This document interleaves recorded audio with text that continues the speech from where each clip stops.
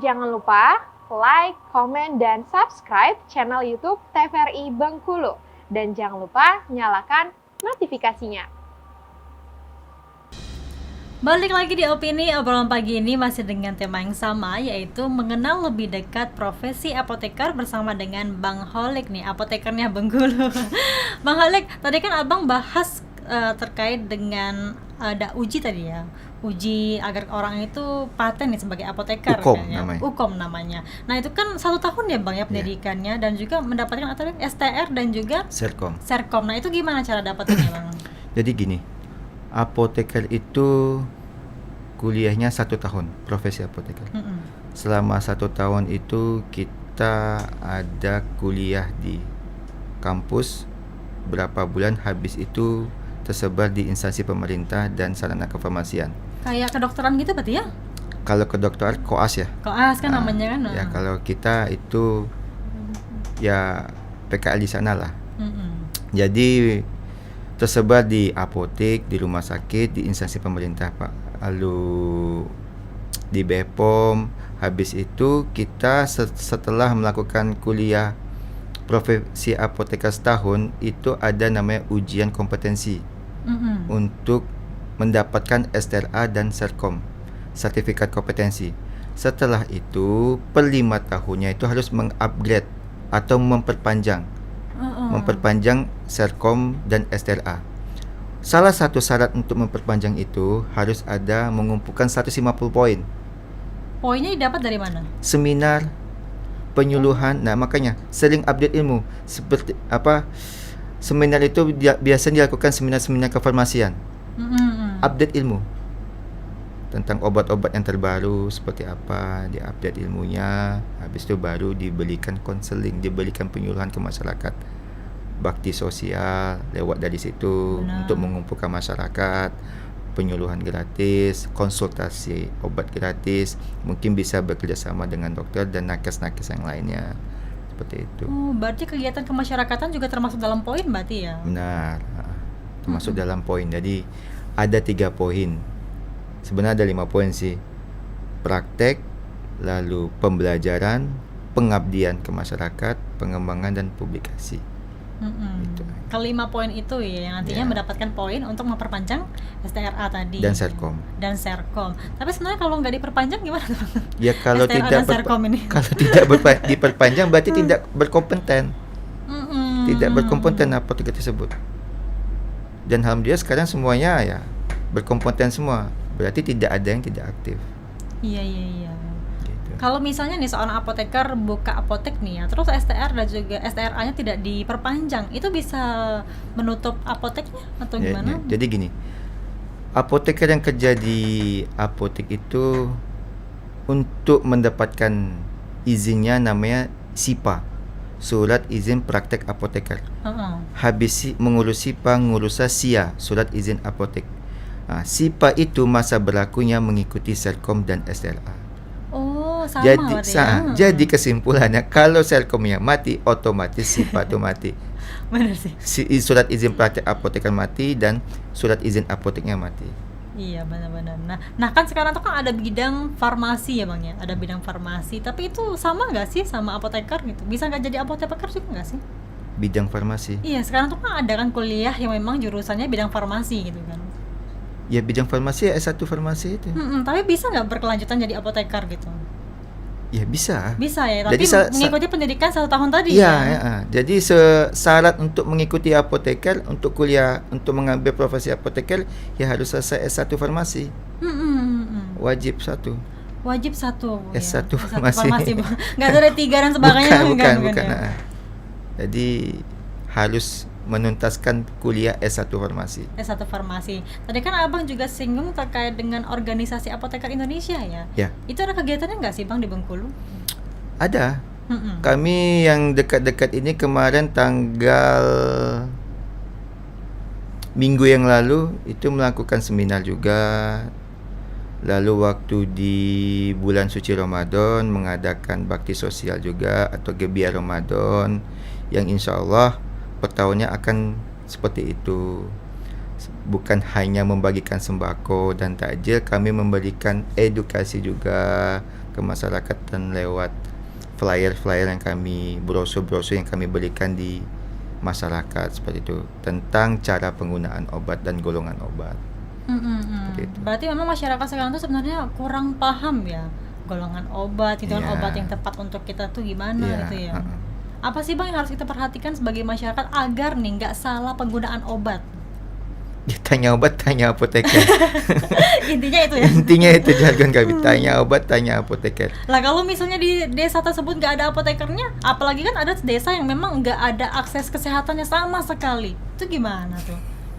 Tadi kan tanya obat, tanya apoteker. Itu kan program pemerintah. Jadi Holik Rasa di Kota Bengkulu ini semuanya ya udah tersebar lah apoteker di puskesmas yang terpencil sudah. Apalagi di program pemerintah kan ada tuh namanya Nusantara Sehat. Yang terpencil pun wajib ada. Itu dikontrak selama 2 tahun. Itu program pemerintah. Berarti emang ada kegiatan yang memang menyebarkan obat-obatan juga ya di suatu desa yang memang sulit terjangkau. Iya, benar. Kalau sekarang pernah di desa mana aja? Kalau kegiatan yang sudah Abang lakukan ya? Ya saya sampai ke Enggano udah pernah. Lalu dulu di Sulawesi juga ada. Saya terpencil di sana juga. Gimana Abang melihat kondisi desa yang memang tidak tersentuh banget nih ya sama fasilitas kesehatan yang baik? Ini sebenarnya program kerja pemerintah sih, Mbak. Jadi ya kalau misalnya bagaimana menyikapinya ya harusnya apoteker itu udah tersebar di seluruh kota-kota terpencil. Harus tersebar. Tapi sebenarnya seorang apoteker tuh juga bisa ya Bang ya menjangkau desa-desa tersebut Bisa, untuk pembelian obat. bisa. Karena kan seperti yang Abang bilang tadi ya, itu kan bisa menjadi poin juga kan Iya, ya. benar. Di program STRA Untuk tadi. mengumpulkan poin itu. Untuk mengumpulkan poin. Ada rencana nggak sih Bang Abang ke arah sana juga gitu? Untuk mengumpulkan poin itu. Ada. Ya contohnya aja dekat-dekat ini nanti kami akan mengadakan ya dari IEPG akan mengadakan futsal. Nah, mungkin itu ada poin-poinnya juga kan sekalian memberikan brosur. Jadi kami membrandingkan sekalian gitu aja sih. Ini loh apoteker. Inilah apoteker. Oke. Nah, sekarang tuh kan sudah zaman digital ya Bang ya. Iya. Semuanya serba canggih. Kita searching dikit pun sebenarnya udah tahu semua nih ya di internet. Nah, sekarang tuh kan banyak masyarakat yang emang cari obat bahkan di internet. Tanggapan Abang gimana sih? Ya, kalau perihal masyarakat membeli obat di website itu sebenarnya sah-sah saja. Tapi sayangnya mereka tidak dapat edukasi dan konsultasi dari apoteker langsung. Cuma sekedar beli, datang, nggak tahu itu apa sudah terregistrasi atau belum. Alangkah baiknya membeli obat-obat itu yang ke sarana kefarmasian terdekat. Aku rasa udah di kota sekelas Kota Bengkulu udah apotik, apalagi di data saya. Kebetulan saya kerja di distributor, jadi saya tahu klien-klien saya yang ngambil apotik kefarmasian tuh ngambil ke saya tuh ada berapa. Kalau di apotik Kota Bengkulu aja udah 120-an.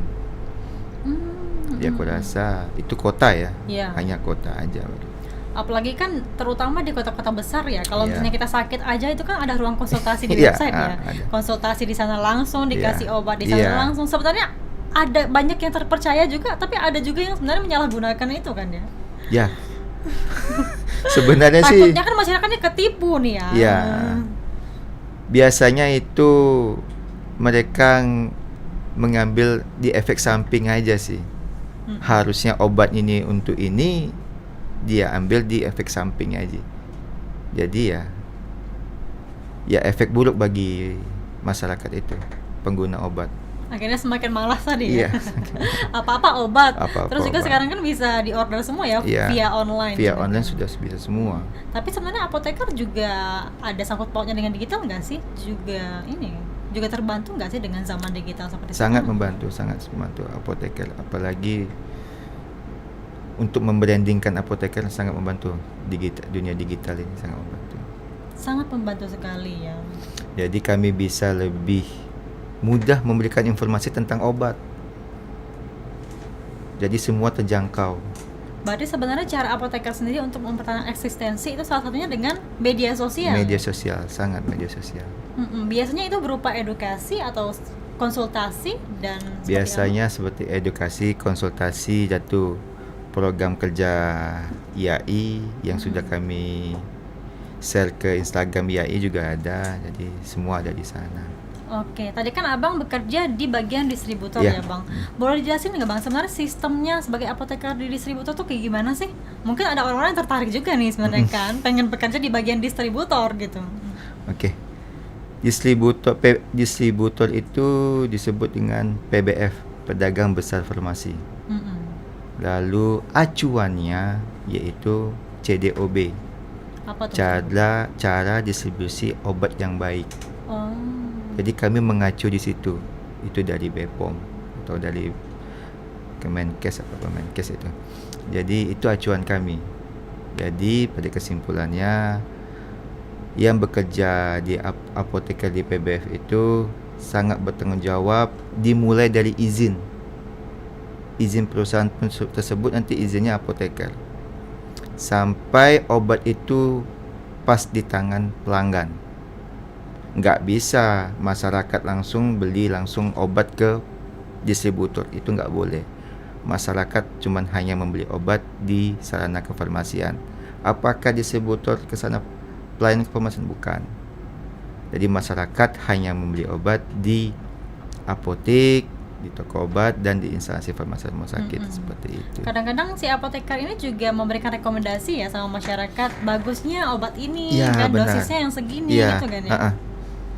Jadi itulah fungsi edukasi dan konsultasi ya. Jadi nggak dapat itu ketika masyarakat beli obat itu di website atau di mana, nggak dapat itu. Cuma sekedar ya, manusia kan, masyarakat ini kan kalau iklannya bagus saja langsung beli. Iya. Tanpa tidak tahu edukasi seperti apa, cara penggunaan obatnya seperti apa, lalu konsultasi seperti apa, apakah ini diminum terus ketika sudah tidak terasa sakit lagi, seperti itu.